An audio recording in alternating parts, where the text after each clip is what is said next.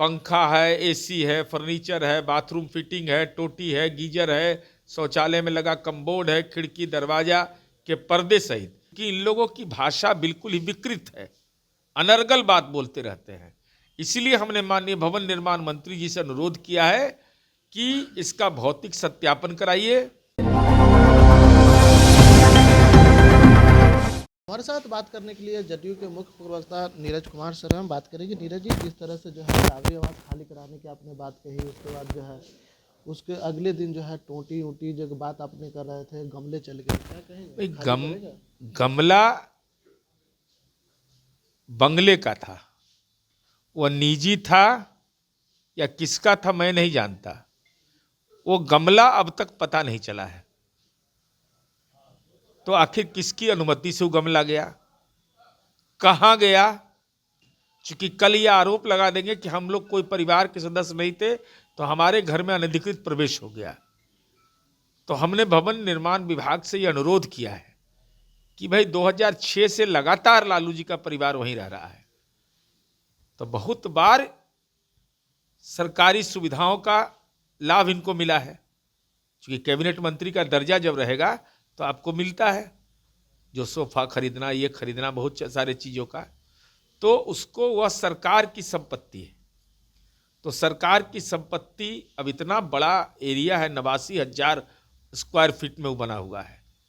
अब पंखा है, एसी है, फर्नीचर है, बाथरूम फिटिंग है, टोटी है, गीजर है, शौचालय में लगा कम्बोर्ड है, खिड़की दरवाजा के पर्दे सहित चूंकि अन्य सरकारी संसाधन है, 160 पुलिसकर्मी केवल एक परिवार की सुरक्षा में लगा हुआ है। तो आखिर कल भविष्य में कोई आरोप न लग जाए, सरकार पर कोई आरोप नहीं लगा दीजिए, क्योंकि इन लोगों की भाषा बिल्कुल ही विकृत है, अनर्गल बात बोलते रहते हैं। इसलिए हमने माननीय भवन निर्माण मंत्री जी से अनुरोध किया है कि इसका भौतिक सत्यापन कराइए, इसका विधिवत डिजिटलाइजेशन करवाइए, क्योंकि सब संलेख तो वहाँ पर उपलब्ध है भवन निर्माण विभाग के पास। भविष्य में किसी ढंग का दुष्प्रचार न हो, कि गुंजाइश ही न रहे, इसकी व्यवस्था के लिए, पारदर्शी व्यवस्था के लिए हमने ये सलाह दिया है। ये बार बार आप लेटर दे रहे हैं, कभी डीजीपी को दे रहे हैं, कभी खुद को भवन निर्माण विभाग को लेटर दे रहे हैं। नहीं, ये चिंता हमको इसलिए हो रही है कि विपक्ष के नेता ब्लैकआउट हो गए। ये पहली बार हुआ है कि विपक्ष के नेता का, भाई विदेश जाते थे हरदम, पहले भी न्यायपालिका से अनुमति लेके जाते थे, लेकिन समसामयिक घटनाओं पर प्रतिक्रिया देते थे। अब 7 निश्चय पार्ट 3 पर सरकार आम जनता से प्रतिक्रिया मांग रही है, माने सलाह मांग रही है, तो विपक्ष के नेता का कोई दायित्व तो नहीं है। भाई जनता ने अगर विपक्ष में रखा है तो आपका दायित्व तो बनता है। तो इसीलिए हमको लगता है कि भाई कहाँ है ये, लोकेशन कहाँ इनका है।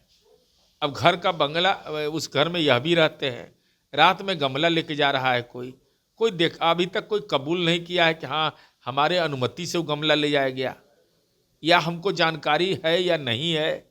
इसलिए मैं बार बार इसको संज्ञान में ला रहा हूँ कि भविष्य में ये लोग गंदे ढंग से आरोप लगा देते हैं। राजद के लोग ये भी कह रहे हैं कि लालू प्रसाद के जो है वो विरासत नहीं, बल्कि वो जनता का विरासत है। जनता के जानते हैं, 10 नंबर से जनता जानते हैं, वो तो लालू जी के थोड़ी, वो तो जनता के हाथ पहुंचा रहे हैं। तो जनता का संपत्ति है तो लेके चल जाइएगा घर है, तो जनते का तो सब जगह खेत जमीन है, तो लिखवा लीजिएगा सब उससे। अरे वो सरकार की संपत्ति है, जनता के टैक्स का पैसा है, नहीं तो ये बतावे कि गमला कौन ले गया। इसमें दिक्कत क्या है? बंगला का गमला है कि नहीं है, यह तो स्पष्ट करना चाहिए उनको। एक और सवाल है, राजद कह रही है कि जिस तरह से निशांत कुमार को उप मुख्यमंत्री बनाया जाएगा, क्या बिहार में सरकारें इधर उधर होगी? क्योंकि निशांत कुमार के लाना चाहते हैं, लेकिन कुछ लोग जो है राष्ट्रीय जनता दल के लोग जो एनडीए में जिनकी आत्मा घुसने को बेचैन है, उन्हीं को ये सब बात मालूम है। कब बैठक हुआ, कहाँ बैठक हुआ, उस बैठक में लगता है वो भी चले गए थे चुपचाप। हो सकता है कोविड वाला लगा लिए होंगे मास्क, अब मास्क लगा घुस गए होंगे उसमें। आप चेक नहीं किए थे? ना, हम क्या चेक करेंगे, हम तो चेक के चीज करते हैं। जब तक नीतीश कुमार जी की इच्छा होगी वही मुख्यमंत्री रहेंगे।